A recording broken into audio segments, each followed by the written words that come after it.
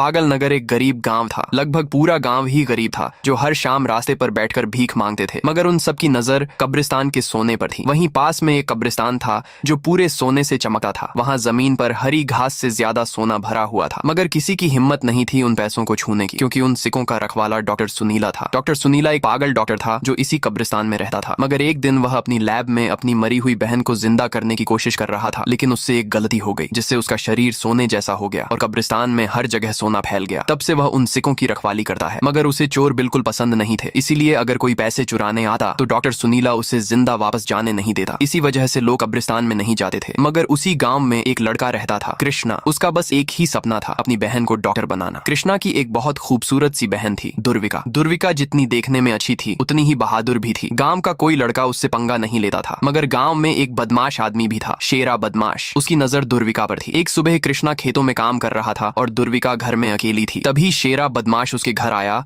और उसने दुर्विका से अपने दिल की बात बताई। दुर्विका चुप रही और फिर उसने शेरा को मना कर दिया। यह सुनकर शेरा गुस्सा हो गया और उसने दुर्विका पर हमला किया और वहां से भाग गया। दुर्विका जमीन पर गिर गई। कुछ देर बाद कृष्णा घर लौटा तो देखा घर के बाहर बहुत सारे लोग और पुलिस वाले खड़े थे। कृष्णा घबरा गया और अंदर गया। वहां उसकी बहन बेहोश पड़ी थी। पुलिस ऑफिसर अजमल ने उसे सारी बात बताई। कृष्णा गुस्सा हुआ, मगर अभी उसकी बहन की जान पहले थी। वह दुर्विका को अस्पताल ले गया। वहां डॉक्टर ने घंटों जांच की और कहा, इसे बचाने के लिए ऑपरेशन करना होगा, लेकिन इसमें पैसे लगेंगे। कृष्णा ने कहा, आप ऑपरेशन करो, मैं पैसे लेकर आता हूँ। उसने यह बोल तो दिया, मगर वह करेगा कैसे? तभी पुलिस ऑफिसर अजमल बोले, गांव के पास एक कब्रिस्तान है, वहाँ एक डॉक्टर रहते हैं, वह तुम्हारी मदद करेंगे। कृष्णा भागता हुआ कब्रिस्तान पहुंच गया। वहां उसने डॉक्टर सुनीला को ढूंढा, मगर वह मिले नहीं। कृष्णा को टेंशन होने लगी और वह बिना पूछे पैसे उठाकर वहां से भाग गया। मगर उसे यह सब करते डॉक्टर सुनीला ने देख लिया और उसका पीछा करने लगे। कृष्णा ने सारे पैसे डॉक्टर को दी। डॉक्टर ने तुरंत दुर्विका का ऑपरेशन शुरू किया। कृष्णा बाहर इंतजार करने लगा। तभी वहां डॉक्टर सुनीला आ गए। वह गुस्से में थे, उनके हाथ में हथियार भी था। कृष्णा उन्हें देखकर घबरा गया और बोला, मैं जानता हूँ मैंने चोरी की है, मगर यह मैंने अपनी बहन के लिए किया है। डॉक्टर सुनीला अचानक चुप हो गए और उन्हें अपनी बहन मिस्टी की याद आ गई, जिससे वो बहुत प्यार करते थे। मगर एक दिन उसकी तबीयत अचानक खराब हो गई। सारे डॉक्टरों ने कह दिया कि यह नहीं बचेगी, मगर डॉक्टर सुनीला ने हार नहीं मानी और खुद ही उसका ऑपरेशन करने लगे। लेकिन तभी एक शेरा बदमाश उनके घर में चोरी करने आया। उसने पीछे से डॉक्टर सुनीला पर हमला किया और उन्हें बेहोश करके सारे पैसे लेकर भाग गया। इलाज न होने पर मिस्टी नहीं बच सकी और डॉक्टर सुनीला पागल हो गए। शेरा का नाम सुनते ही कृष्णा बोला, शेरा, उसी ने मेरी बहन का ये हाल किया है। डॉक्टर हैरान रह गए। इसका मतलब हम दोनों का दुश्मन एक ही है, चलो उसे खत्म करते हैं। दोनों सीधे शेरा के घर पहुंच गए। शेरा अंदर अकेला था। तभी उसने घर के बाहर बहुत पैसे देखे।